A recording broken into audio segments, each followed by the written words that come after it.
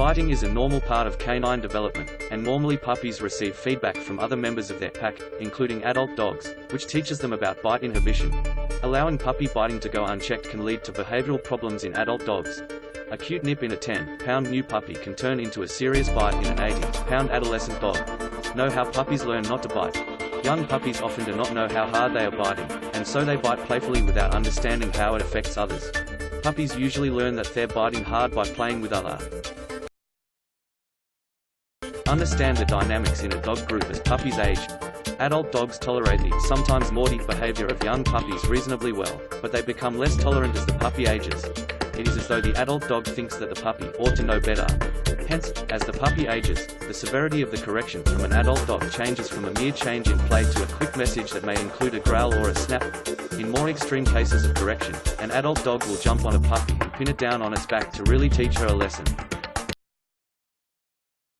In most cases, this should not be replicated by human owners unless under direction and supervision of an experienced trainer. Due to this natural progression, puppies generally learn from adult dogs that biting is unacceptable before they are old enough to cause harm to other dogs or people. Use good judgment when training. When selecting a training technique for your puppy, keep in mind the amount of time you are able to spend on the training and the appropriateness of the training method for your situation. Play with your puppy until your puppy bites you. When she does, give out a high-pitched yelp, imitating the yelp of a dog. The sound should be loud and sharp, like a dog's yelp would be. Stand up to stop playing with the puppy to further reinforce that her behavior was not acceptable. If you are clicker training the puppy, click as soon as he withdraws her mouth from your hand or lets up the pressure. Let your hand go limp when your puppy bites you. Jerking your hands back in pain, while certainly a natural response, may actually encourage your puppy to play harder and continue biting. When your hands move, you are encouraging the puppy's prey drive, which will make her want to continue biting you. A limp hand, on the other hand, is very little fun to play with. Play with the puppy again. If she starts to bite again, let out your yelp or stern rebuke and withdraw from playing again. Repeat these steps no more than 3 times in any 15-minute period. Overwhelming the puppy by trying to train too long won't send a clear message. Your puppy won't learn to stop biting and her behavior will just continue. Reward positive interaction. Between biting incidents, if your puppy licks you or tries to comfort you, praise her and/or give her a treat. She should be rewarded and encouraged to offer positive feedback that does not involve biting. Add a time out to your reaction if the yelp alone doesn't work. When your puppy bites you, yelp loudly and remove your hand to signal that playing has stopped.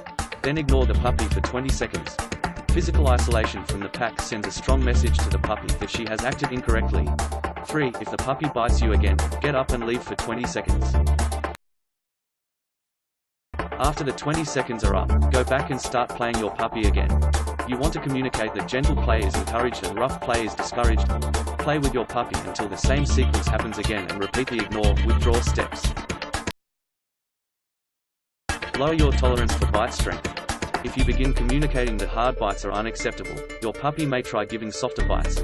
You want to continue giving feedback that moderate bites are also unacceptable. Continue discouraging your puppy's next, hardest bites, and so on, until she can play with your hands gently and control the pressure of her bite. Be patient and persistent. This process can take quite a long time, particularly with puppies that have a high prey drive. The method should work effectively, but you may receive many bites along the way. Encourage your puppy to play with other friendly puppies and dogs. Playing with other vaccinated dogs is a normal part of your dog's puppyhood. And just like your own childhood, this is a time for exploration and learning lessons. Regular play with other well-mannered dogs, who don't need to act to teach bite inhibition, will encourage her to play nicely around other dogs, and you consider enrolling your puppy in a puppy training class, where your dog can learn essential skills while having fun. Substitute your puppy's favorite bone or chew toy for your skin whenever she bites you. Take out a toy or bone and let her bite on it. This will teach her that her teeth belong on a toy or bone instead of on your skin. Learn how to play fetch with your dog. Stick to the same rules every time you play. Learn how to play tug of war with your dog. Stick to the same rules to encourage your puppy to stop mouthing if she gets close to your hands. Engage in other forms of play. Playing rough with your hands is plenty fun, but it might be giving your puppy the wrong idea. Encourage other forms of play that don't involve your puppy nipping at your fingers, hands, ankles, and toes. provide plenty of interesting and new toys so that you keep your dog engaged. A bored dog is a lot more likely to seek attention from you by biting. Cycle out your toys so that your dog is less likely to get bored.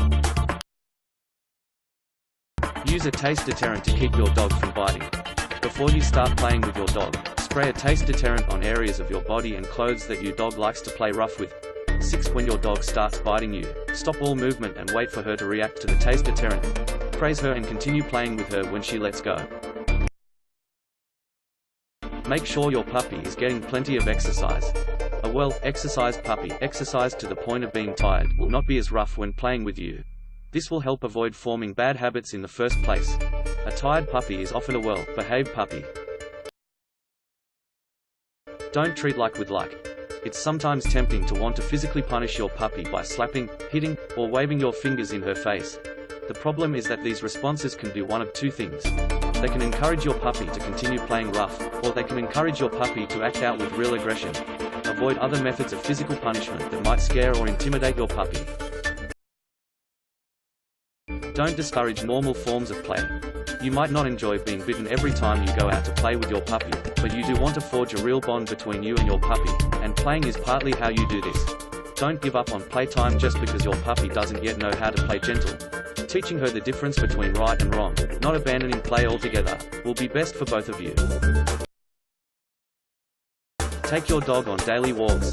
Discuss the status of your puppy's vaccinations before taking your puppy to walk in public areas that are shared with other dogs. 8. Be sure to keep your puppy on a leash for her own safety. Replace your hands with chew toys. Give your puppy the opportunity to chew on an appropriate chew toy. Praise her for taking and playing with the toy. If your puppy seems unsure about the chew toy, try putting a little tuna juice or peanut butter on it to make it more enticing. Give the puppy a timeout if she gets too rough in her play. If your dog begins playing too roughly, you can give her a timeout from playing for a while, even before a bite occurs.